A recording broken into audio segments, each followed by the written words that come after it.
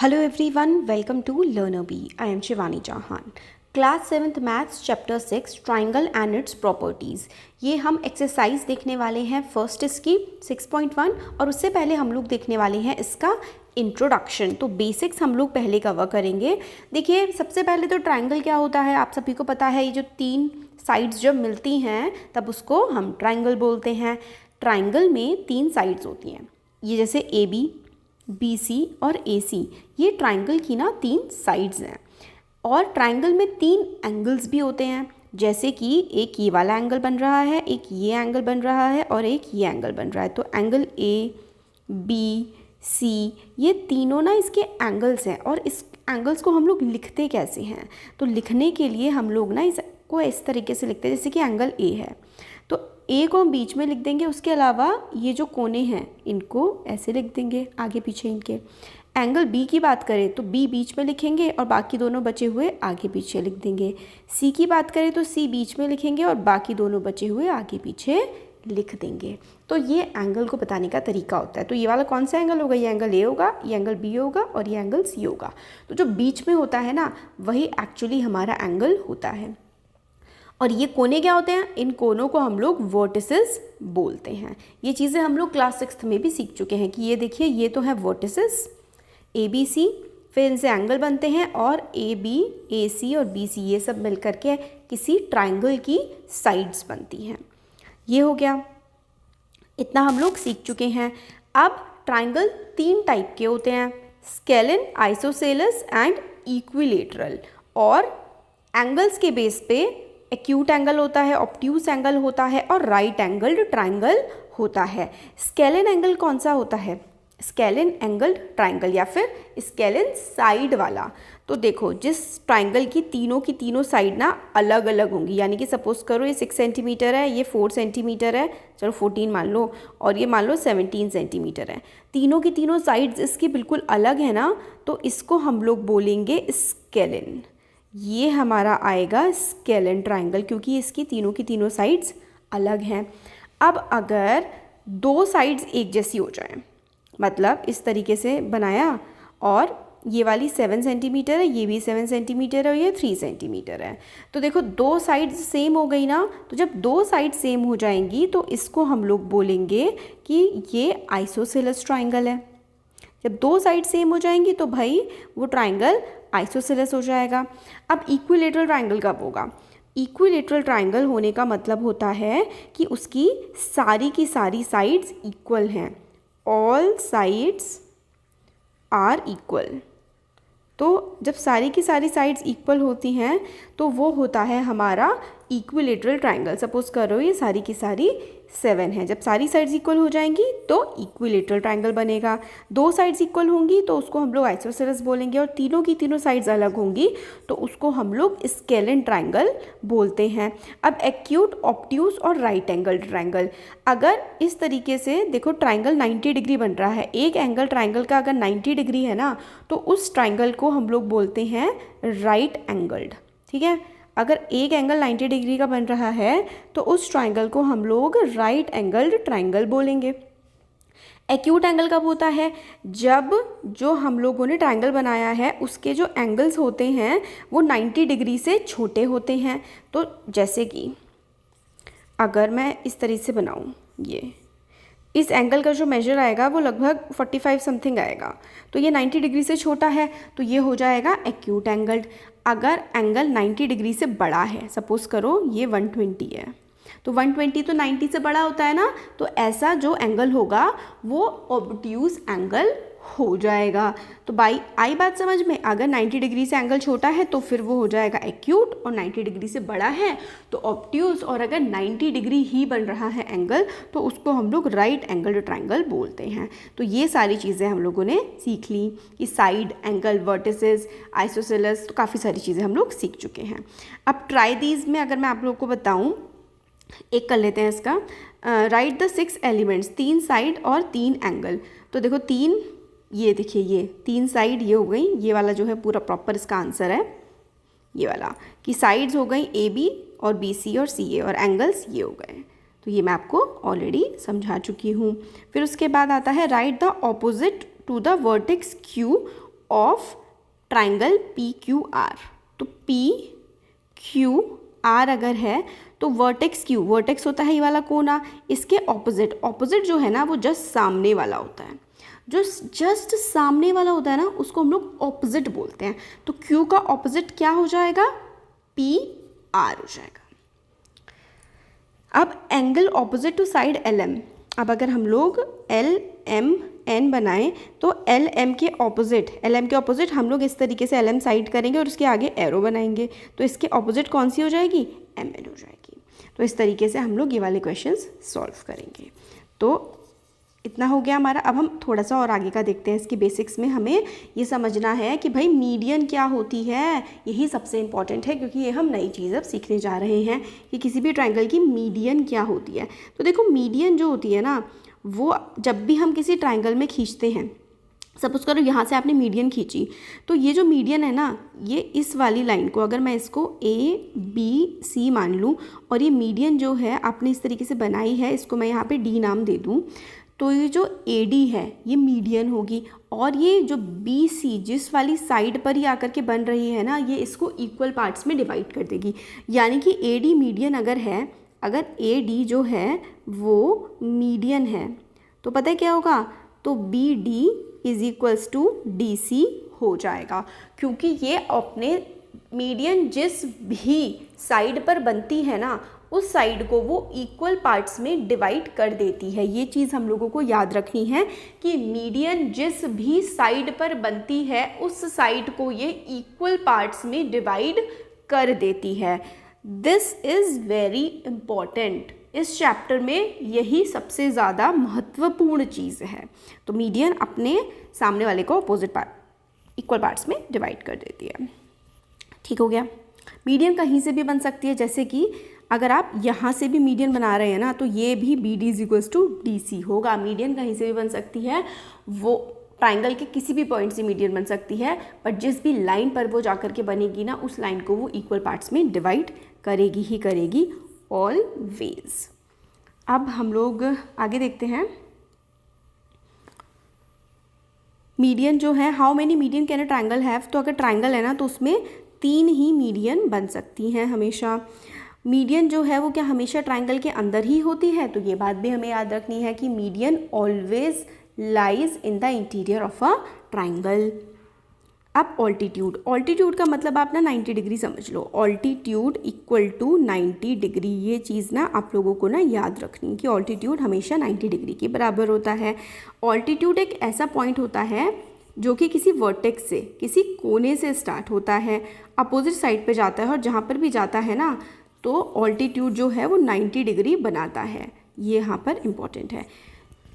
Median ज़रूरी नहीं है कि 90 डिग्री बनाए, बट ऑल्टीट्यूड हमेशा 90 डिग्री का एंगल बनाता है। यही डिफरेंस है मीडियन में और ऑल्टीट्यूड में। और ऑल्टीट्यूड इक्वल पार्ट्स में डिवाइड नहीं करता, कभी कभी कर भी सकता है, बट ज़रूरी नहीं है कि ऑल्टीट्यूड हमेशा इक्वल पार्ट्स में ही डिवाइड करेगा उस साइड को जिस पर वो जाकर के बन रहा है। तो कितने ऑल्टीट्यूड होते हैं ट्राइंगल के, 3 होते हैं। अब ये देखो यहाँ पर आप लोगों को ये एक्यूट एंगल ऐसा होता है, राइट एंगल ऐसा होता है, और ऑब्ट्यूस एंगल इस तरीके से ऐसे नीचे गिरा पड़ा सा होता है। अब यहाँ पर बोला गया है कि ऑल्टीट्यूड क्या हमेशा इंटीरियर ऑफ अ ट्राइंगल बनेगा, तो ये बात गलत है। मीडियन हमेशा ट्राइंगल के अंदर बनती है, बट ऑल्टीट्यूड ट्राइंगल के बाहर भी बन सकता है।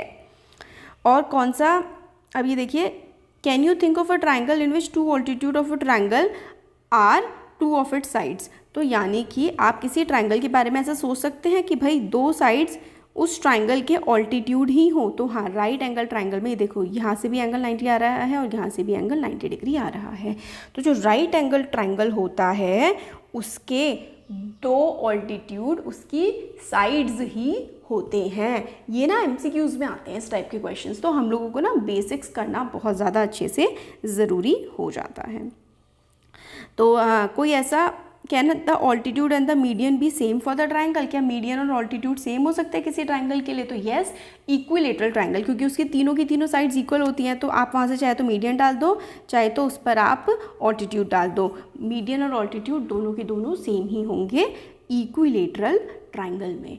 ये जो PDF है ना, इसका पूरा लाइन बाय लाइन लिखा हुआ, ये आपको हमारे टेलीग्राम ग्रुप पर मिल जाएगा, आप उसको ज़रूर ज्वाइन करिए। अब हम लोग जा कर के आते हैं एक्सरसाइज पर। तो इंट्रोडक्शन हम लोगों ने देख लिया, बहुत इंपॉर्टेंट था। अब एक्सरसाइज हम लोगों के लिए काफ़ी ईजी हो जाएगी क्योंकि हम लोग इंट्रोडक्शन देख चुके हैं। हमें in triangle P Q R, तो ट्राइंगल पी क्यू आर, ये देखिए ये ट्राइंगल है P Q are. D is the mid point of Q R, तो डी जो है वो मिड पॉइंट है क्यू आर का। एक ट्राइंगल है पी क्यू आर, डी जो है वो मिड पॉइंट है क्यू आर का, यानी कि डी जो है वो कम्प्लीटली इक्वली डिवाइड कर रहा है। इसका क्या मतलब है कि भाई Q D is equals to D R है, ठीक है। पी एम क्या होगा, तो पी एम देखो जब भी इस तरीके से ये वाला डब्बा सा बन रहा है ना, तो पी एम क्या होगा, पी एम इस केस में राइट एंगल होगा, यानी कि 90 डिग्री का ये एंगल बन रहा है। तो इसका मतलब पी एम क्या है, पी एम यहाँ पर ऑल्टीट्यूड है, ऑल्टीट्यूड पी एम यहाँ पर हमारा बन रहा है। पी डी क्या है, पी डी आपको स्टार्टिंग में बता दिया कि पी डी क्या कर रहा है, पी डी ये इस टेढ़ा सा है और ये डी जो है वो मिड पॉइंट है। तो मिड पॉइंट कब बनता है, मीडियन से बनता है। तो पी डी क्या हो जाएगा, पी डी हमारा मीडियन हो जाएगा यहाँ पर। Q M is equals to M R, क्या क्यू एम और एम आर इक्वल है, देख लेते हैं कि क्या क्यू एम और एम आर इक्वल है। क्यू एम क्या है ये और एम आर है ये, तो हमें देख के ही लग रहा है कि इक्वल नहीं है, नो, जबकि Q D is equals to D R है। तो ये हो गया हमारा। नेक्स्ट हम लोगों को बोला गया है कि in A B C, triangle A B C B E is median, ऐसा हम लोगों को ना स्केच बना के इन लोगों को दिखाना है कि ए बी सी एक ट्राइंगल है, एक ट्राइंगल है इस तरीके से, और उस ट्राइंगल का जो नाम है वो है ए बी सी, और फिर उसमें हम लोगों को क्या करना है, उसमें हम लोगों को बी ई मीडियन बनाना है। तो मीडियन क्या करता है, इक्वल पार्ट में डिवाइड करता है, तो ये बी ई मीडियन हम लोगों ने बना दिया। ये क्वेश्चन जो सेकंड का फर्स्ट पार्ट है, ए पार्ट, वो हमने बना दिया, इस तरीके से बनेगा। एक ट्राइंगल है ए बी सी और उसमें मीडियन है बी ई। ट्राइंगल है P Q are, P Q और पी आर ऑल्टीट्यूड्स हैं उस ट्राइंगल के, ठीक है। अब एक ट्राइंगल है पी क्यू आर, ट्राइंगल है P Q are, P Q are, ठीक है। तो पी क्यू और पी आर उसके ऑल्टीट्यूड्स हैं। तो अच्छा, पी क्यू और पी आर ऑल्टीट्यूड्स हैं, तो ऑल्टीट्यूड्स कब बनते हैं, जब एक राइट एंगल ट्राइंगल बनता है। तो एक राइट एंगल ट्राइंगल हम लोगों को यहाँ पर बनाना पड़ेगा इस तरीके से। चलो मैं यहाँ पे बना देती हूँ, एक राइट एंगल ट्राइंगल हम लोगों को बनाना पड़ेगा। फिर से ख़राब बन गया, ये देखिए इस तरीके से। ये क्या है, पी क्यू आर, इसमें हमें क्या बोला है कि पी क्यू और पी आर ऑल्टीट्यूड्स हैं, तो यानी कि पी पे 90 डिग्री बन रहा है, पी क्यू और पी आर ऑल्टीट्यूड्स हैं, तो यानी कि ये एक राइट एंगल ट्राइंगल है। तो ये हमारा बी वाला मैंने यहाँ पर बना दिया है, और ये हमारा ए वाला हम पहले देख चुके हैं। अब देखते हैं सी पार्ट, ये मैंने बुक जो है ना आपकी उसी पे ही सॉल्व कर दिया है। एक ट्राइंगल है एक्स वाई जेड, ठीक है, एक्स वाई जेड एक ट्राइंगल है, तो इस तरीके से हम ट्राइंगल बना देते हैं। और Y L is an altitude in the exterior of the triangle, और वाई एल ऑल्टीट्यूड है बट वो ट्राइंगल के बाहर है। तो यानी कि इस तरीके से बनेगा एक्स वाई जेड। अगर हम एक ट्राइंगल इस तरीके से बनाते हैं, एक्स वाई जेड बनाते हैं, तो वाई एल ऑल्टीट्यूड आना है, तो ऑल्टीट्यूड, और वो भी ट्राइंगल के बाहर आना है।